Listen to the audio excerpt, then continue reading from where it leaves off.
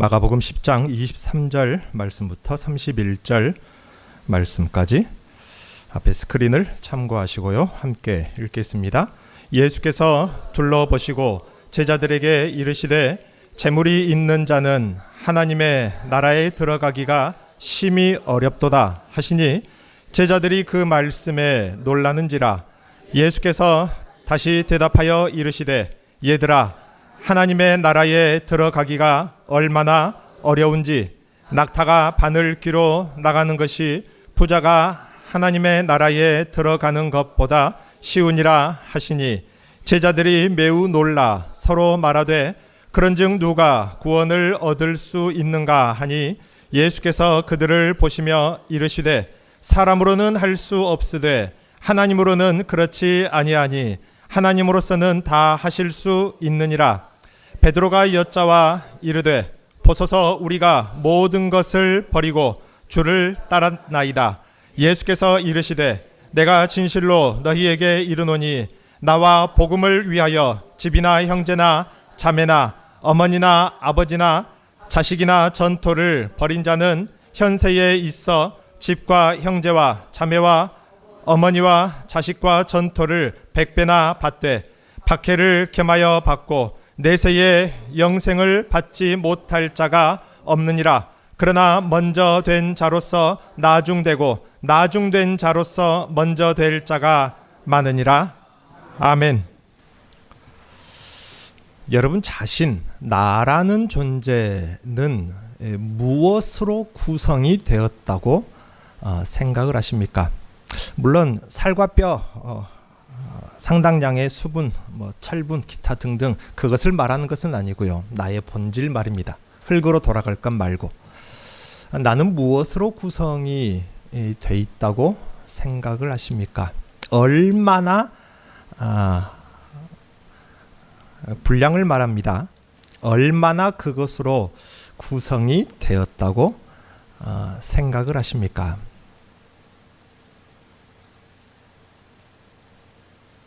아주 중요한 질문을 어쩌면 발견한 듯하다는 생각 때문에 이 질문을 드리는 것입니다.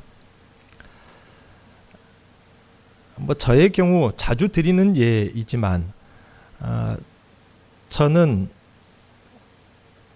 음악으로 구성되었을 때가 있었어요. 나라는 존재는 곧 음악이다.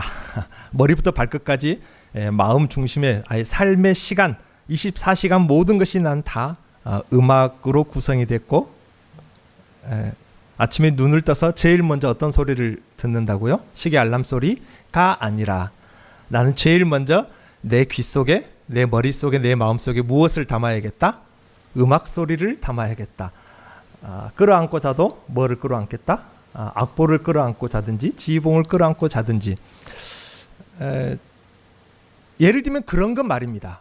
여러분이 여러분 자신을 가만히 보았을 때 나라는 사람은 무엇으로 구성이 되었을까? 나라는 존재는 그 무엇이 얼마나 구성이 되었을까? 여러분 자신이 될 수도 있습니다. 나는 내 자신으로 구성이 되어 있어. 좀 철학적이고 때로는 또 말도 안 되는 소리 같긴 하지만 그럴 수도 있습니다. 그런데 이 질문이 왜 중요한 질문인고 하니 오늘 말씀 제자들이 매우 놀라요. 왜요? 부자가 천국에 가는 것이 어렵다고 하니까. 앞에서 우리가 부자에 대해서 그 앞에서는 어린아이에 대해서 보아서 어떤 부자의 의미인지 대충 조금 기억이 나실 텐데 그가 천국에 들어가는 것이 어렵다고 하니까 놀라운데 제자들이 더 놀라운 것은 그것이 얼마나 어렵다고요?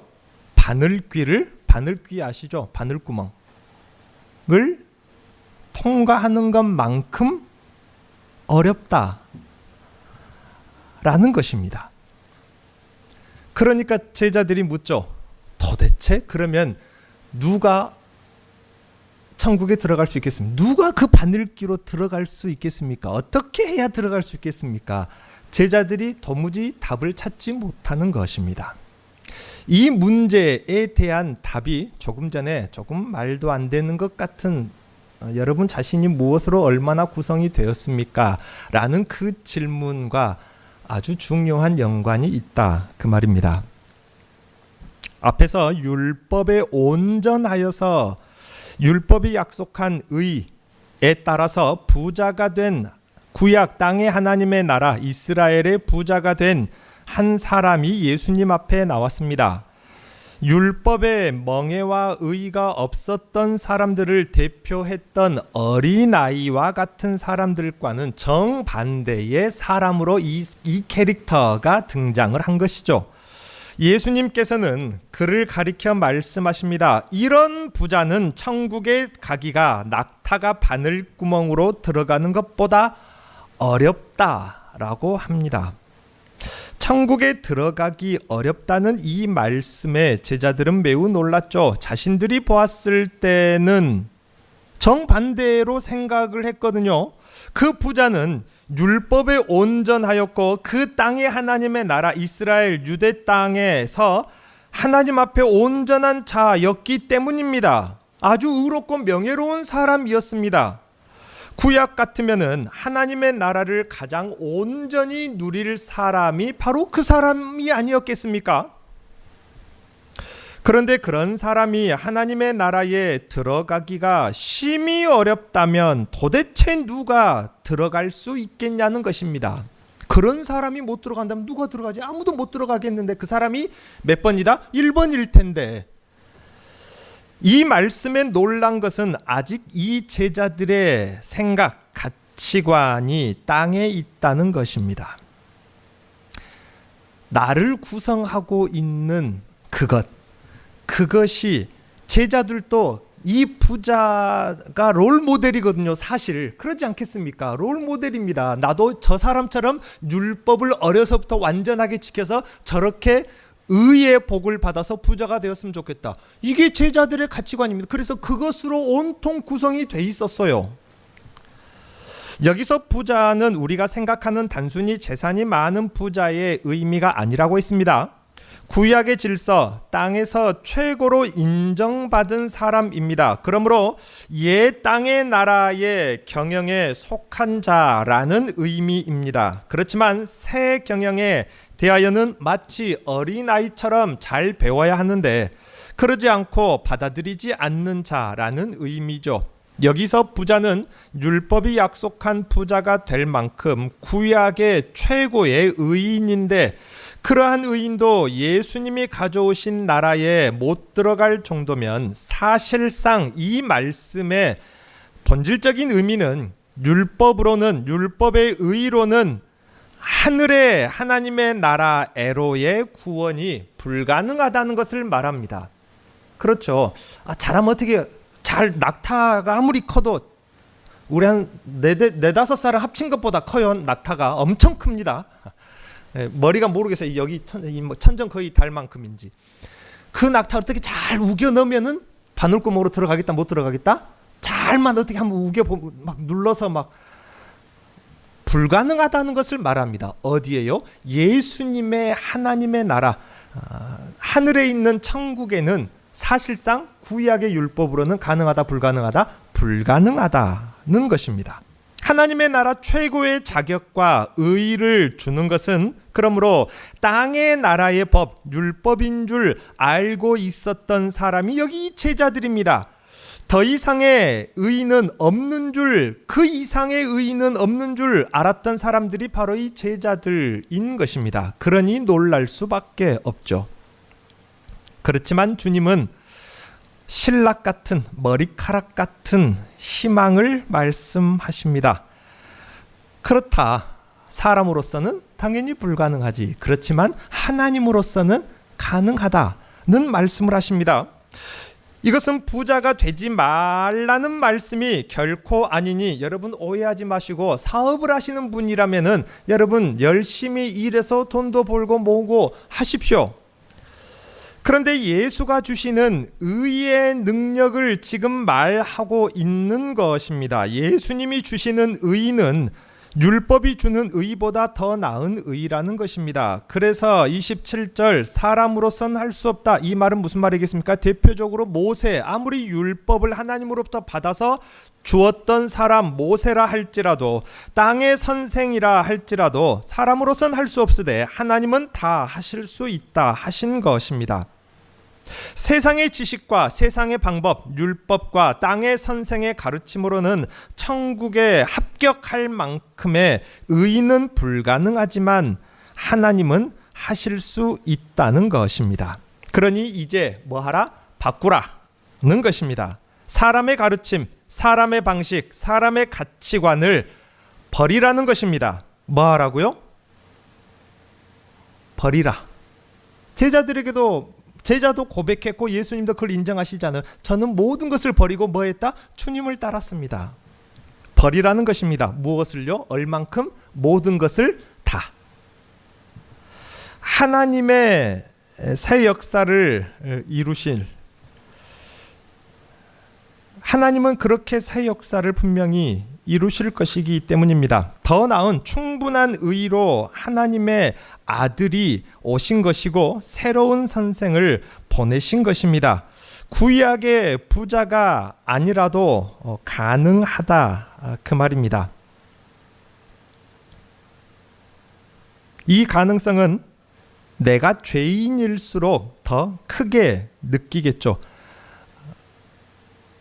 내가 죄인이라고 생각한다면은 나는 구원을 못 받을 거야, 은혜를 못 받을 거야 라고 생각하는 사람들이 있어요. 죄책감 때문에 그렇죠. 내가 도대체 얼마나 흉악하게, 얼마나 큰 죄만 짓고 얼마나 많은 사람들을 괴롭히고 핍박하고 죽이면서 고통에 몰아넣으면서 살았는지 몰라 라고 깨닫는 사람일수록 나 같은 사람은 내 장기 기증을 머리부터 발끝까지 다 해도 나는 구원 못 받을 거야 라고 생각하는 사람이, 여기 예수님이 말씀하시는 그렇지 사람으로는 불가능해, 그렇지만 하나님은 뭐하다? 가능하다 라는 이 가능성을 만난다면은, 본다면은, 발견한다면은 그 가능성을 얼마나 크게 느끼겠냐 그 말입니다. 이 가능성이 무엇입니까? 28절 베드로가 말하죠. 우리가 모든 것을 버리고 주님을 따랐습니다.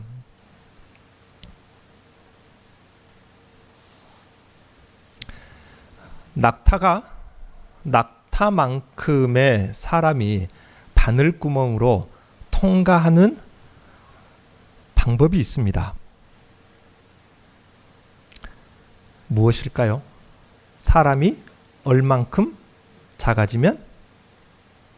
바늘구멍만큼 작아지면. 아이고 목사님 그 말도 안 되는 그 말 하려고 지금까지 그렇게 뜸을 들였습니까? 가 아니다 그 말입니다. 사람이 실 한 가닥만큼, 바늘구멍만큼 작아지면, 머리카락 한 가닥만큼 내 존재가 작아지면 가능합니다. 그 방법이 무엇일까요? 나를 구성하고 있었던 이것이 나야 라고 말했던 것들을 하나하나 뭐 해야 된다고요? 버리고 부인해야 된다고요. 그래서 내 존재가 얼만큼, 머리카락 한 가닥만큼 내 자아가 그렇게 부정되어지고 버려지고 내 자아가 그렇게 보이지 않을 만큼 작아지고 없어지면은 뭐 할 수 있다? 그 바늘구멍으로 들어갈 수가 있다 그 말입니다. 유치한 말 같지만 이것을 고백한 사람이 있습니다. 누굽니까? 바울 사도가 이것을 고백했어요. 그래서 나는 날마다 뭐 한다? 날마다 죽는다. 나는 모든 것을 다 버렸다. 이것이 나야 라고 했던 최고의 학벌과 최고의 권세와 최고의 명예, 로마의 시민권까지도 나는 다 모조리 버렸다. 그러면 바울 사도에게 남은 게 뭔데요? 뭐가 남았을까요? 내 안에 누구밖에 없다? 예수 그리스도밖에 없다. 나라는 존재는 아예 없어져 버렸다 그 말이에요. 나라는 존재가 아예 없어져 버렸으면은 그 구멍으로 들어갈 수 있을까요? 없을까요? 들어갈 수가 있다 그 말입니다. 이것이 우리가 가져야 할 가치관의 변화인 것입니다. 내가 세상 욕심 조금 버렸어. 여러분 그 정도 가지고는 안 된다 그 말은, 구원 못 받는다는 말이 아니니까 여러분 놀라지 마시고 오해하지 마십시오. 우리가 가야 할 신앙의 방향성을 두고 하는 말씀입니다. 바울 사도와 같은 고백, 여기 예수님, 그리고 여기 아직 온전하진 않지만 여기 28절에 베드로의 고백을 우리는 마음속에 두어야 합니다. 이것이 나야 라고 했던, 나를 구성하고 있던 그 모든 분량이 다 부인될 때까지 이것은 내가 아니야, 이것은 나에게 아무 의미도 없고 더 이상 나는 그런 존재가 아니야, 나는 아무것도 아니야, 나는 예수 빼면은 나는 아무것도 아니야가 될 만큼 여러분 버려가시라 그 말입니다. 그것이 여기 이 부자 청년에게 요구하셨던 너의 모든 소유를 다 팔아 가난한 자에게 줘버리고, 즉 버리고 라는 그 버리다라는 의미입니다. 여기 이 베드로가 주님께 고백했던 저는 모든 것을 다 버리고 주님을 따랐습니다. 그 버리다의 의미입니다. 내가 알고 있는 그 단 하나, 예수 그리스도 그 이름, 그 하나만 남을 때까지 여러분 하나하나 다 버려가시는 것, 이것이 얼마나 가치 있는 일입니까? 세상에서 모든 것을 다 얻었어도 그것은 다 썩어질 것이고 죽어도 솔로몬의 지혜처럼 못 가져가요. 그러면 그 가치 있는 것입니까? 가치 없는 것입니까? 아무런 가치가 없는 것입니다. 그 가치 없는 모든 것들이 다 부인되어지고 버려질 때까지입니다. 여기 베드로의 고백은 1장 16절 이하에 나왔던 말씀, 그리고 2장 14절에도 비슷한 말씀이 있는데 이것을 염두에 둔 말씀입니다. 물론 이 제자들은 믿음이 아직 온전치 않습니다. 하지만 하나님만 가능한 일이 가능케 되고 있는 과정인 것입니다. 베드로도 점점 뭐해지는, 자신이 부인되어지는 과정입니다. 바늘구멍만큼 점점 작아지고 있는 그 과정이다 그 말입니다. 낙타가 바늘귀로 들어가고 있는 과정이라는 말을 하고 있는 것입니다. 그 과정, 전에는 불가능한 것이 이제는 가능하게 된 방법이 무엇입니까? 이제야 예수님이 그것을 분명히 말씀하시는데, 한 부자에게 하셨던 말씀, 어린아이를 두고 하셨던 말씀입니다. 그냥 무조건 재산을 다 팔아 가난한 사람들에게 주는 것이 아닙니다. 29절 말씀, 나와 복음을 위하여 땅의 것을 버리는 자 되는 것입니다. 그러면 영생을 얻지 못할 자가 없다고 하시네요. 나와 복음을 위하여 라는 이 말은 28절 베드로의 말이 어찌됐건 틀리지 않았다는 것 아니겠습니까? 이들은 예수님의 제자로 택함을 받고 제자로 배우고 있습니다. 새 선생의 복음의 가르침을 알아가고 있습니다. 그리고 한 율법의 부자와는 달리 모든 것을 버리고 주님을 따르고 있습니다. 새 선생과 그분의 가르침에 더 가치를 두고 있다는 것 아니겠습니까? 상당히 많은 것을 새 가르침에 따라서 버리고 있습니다. 그 과정에 있다 그 말입니다. 작아지고 있습니다. 세상에 나의 존재가 점점 사라지고 작아지고 있다 그 말입니다. 그래서 그것 때문에 땅의 가치를 버리고 새로운 가치를 받아들이고 있습니다. 이것이 바로 낙타가 바늘귀를 통과하는 유일한 과정, 유일한 방법, 곧 하늘의 영생을 얻는 길입니다. 사람으로서는 불가능하죠. 그것을 내가 어떻게 고행하고 수행하고 그런 방법으로 이것을 얻으려고 했는데, 나를 비우려고, 불교의 교리에서도 그래서 최고의 교리가 무엇입니까? 나를 비우고 뭐로 돌아간다? 무로 돌아간다. 무로 돌아가기까지만 하죠. 그런데 무로 돌아가가지고 그걸로 해결이 안 됩니다. 무로 돌아간 다음에 무엇이 채워져야 돼요? 예수 그리스도가 채워져야 되는데, 사람으로서는 불가능하죠. 하지만 바울 사도가요, 수행하고 고행하고 막 명상하고 그래서 자기의 모든 것을 버렸습니까? 아닙니다. 예수를 만남으로써 그것이 가능해진 것입니다. 예수가 채워져 가면요, 난 이것도 버려야, 욕심, 난 참아야 돼, 버려야 돼, 이래 가지고는 안 된다 그 말입니다. 가장 쉬운 방법은 그렇게 고생하고 고행하고 명상하고 그렇게 해서 버리는 것이 아니라 내 안에 누구를 예수를 채워가면은 나머지는 자동으로 내 마음 밖으로 이탈되어지는 것입니다. 30절에 예수님께 가치를 그렇게 둔 자는 현세에 100배를 받는다고 하네요. 그런데 한 가지 더 박해를 겸하여 받는다고 합니다. 그리고 영생을 받는다고 하네요. 참 어려운 말씀을 또 예수님이 하십니다. 단순하고 쉽게 말씀하면 얼마나 좋겠습니까?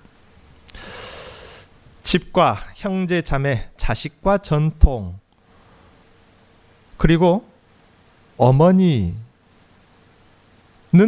유대인들의 개념으로 구약적인 하나님의 나라 기업을 가리키는 말입니다. 그냥 단순히 내 통장에 있는 재산을 다 버린다가 아니라 집과 형제, 자매, 자식, 전토, 그리고 어머니, 아버지는 유대인들의 개념으로 기업입니다. 여기 부자가 많다는 것은 방금 말씀드린 나열한 여기 예수님이 말씀하신 이것이 많다는 것입니다. 그리고 버린다는 것은 이것을 말해요. 이제부터 막 믿음의 사람들은 가족이고 뭐 어디 그런 이단 그런 데처럼 가족이고 뭐고 다 버리고 산속에 다 버리라고 하지 않았습니까? 재산 다 팔아가지고 헌금 해불고 우리 산속에 들어가서 예수님 오실 때까지 그거를 말하는 것이 아닙니다. 그래도 마음속에 있으면요 안 버려지는 것입니다. 이것은 구약적인 기업입니다. 이것을 소유하는 문제입니다. 그러나 이것을 버리면은 현세에서 100배를 받는다고 하네요. 무슨 말일까요? 집을 100배를 받고 형제 자매를, 자식을, 전토를, 어머니를. 근데 왜 아버지가 없을까요? 좀 이상하지 않습니까? 지금 이 땅에서 형제 자매, 뭐 전토, 어머니, 아버지까지 버렸는데 예수님의 100배를 주신다고 해놓고는 거기에 뭐는 쏙 빼요? 아버지는 쏙 빠졌어요. 좀 이상하지 그냥 대충 그냥 포함됐겠지 하고 넘어갔습니까? 좀 이상하죠? 뒤에는 아버지가 빠졌어요. 왜 아버지는 안 주실까요? 아버지도 버렸는데. 이 아버지는 누굽니까? 네, 하나님 아버지입니다. 그래서 여기서 말하고 있는 집이나 전토, 형제 자매, 어머니는요 새 기업을 말하는 것입니다. 땅에서 물질 축복도 있고 천국에서 복도 받고 도랑치고 가재도 잡고 마당 쓸고 돈도 줍고 그런 기복주의 사상을 지금 말씀하시는 것이 아닙니다. 이 땅에 사는 동안 주님과 복음을 위해 옛 땅의 공동체에서 버림을 받게 되면 이 땅에서 예수님의 새 공동체를 얻게 될 것이라는 말씀입니다. 말 그대로 옛 기업, 옛 공동체를 버리면 예수님이 이 땅에서 새 공동체를 몇 배를요? 100배를 얻게 될 것이라 그 말입니다. 그래서 실제 신약 성경 바울의 성경을 보면은 새 공동체, 새 기업들이 등장을 합니다. 로마서 16장 보면은 주 안에서 택하심을 받은 루포와 그의 어머니에게 문안하라. 그 어머니는 누구라? 곧 내 어머니다. 어머니를 받았네요. 또 형제들에게 문안하라고 합니다. 피 하나 안 섞인 사람들인데 형제들이라고 합니다. 디모데는 뭐라고 불렀습니까? 바울이 내 아들이라 그렇게 불렀습니다. 실제로 아들은 아니지만 아들이라 그렇게 부른다 그 말입니다. 신약교회가 바로 우리가 이 땅에서 버렸던 그 모든 것들의 새 기업이 된다 그 말입니다. 여기 있는 여러분들이 새 기업이라 그 말입니다. 세상에서 모든 것을 버려도 누가 있다? 우리가 있다. 그래서 이 말씀이 신약교회 안에서는 너무나도 중요한 가치입니다. 내가 세상의 모든 것을 버렸지만 그래도 나는 누가 있다? 초대교회 내 성도들이 있다. 그것을 말씀하는 것입니다. 여기 있는 분들이 형제 자매이고 어머니입니다. 그런데 이 교회에서 서로 분열되고 다투게 되면은 얼마나 그것이 큰 일입니까?